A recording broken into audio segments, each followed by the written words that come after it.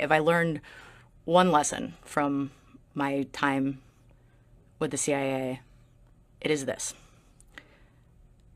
Everybody believes they are the good guy.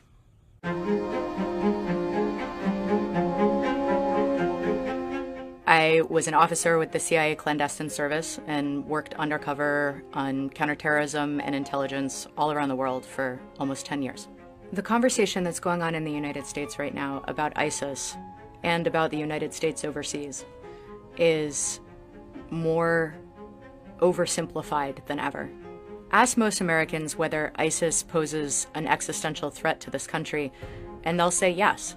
That's where the conversation stops.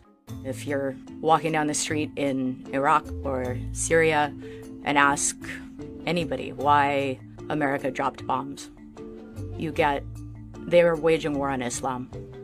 And you walk in America and you ask, why were we attacked on 9/11? And you get, they hate us because we're free.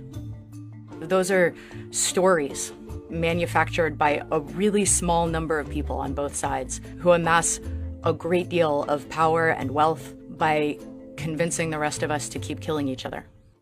I think the question we need to be asking as Americans examining our foreign policy is whether or not we're pouring kerosene on a candle. The only real way to disarm your enemy is to listen to them. If you hear them out, if you're brave enough to really listen to their story, you can see that more often than not, you might have made some of the same choices if you'd lived their life instead of yours. An Al-Qaeda fighter made a point once during a debriefing.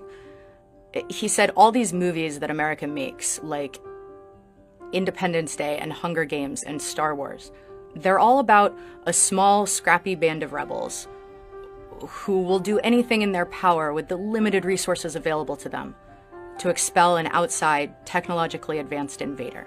And what you don't realize, he said, is that to us, to the rest of the world, you are the Empire, and we are Luke and Han. You are the aliens, and we are Will Smith. But the truth is, when you talk to the people who are really fighting on the ground, on both sides, and ask them why they're there, they answer with hopes for their children, specific policies that they think are cruel or unfair.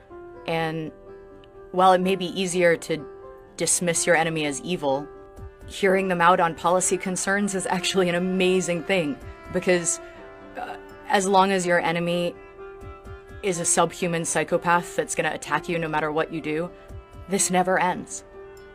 But if your enemy is a policy, however complicated, that we can work with.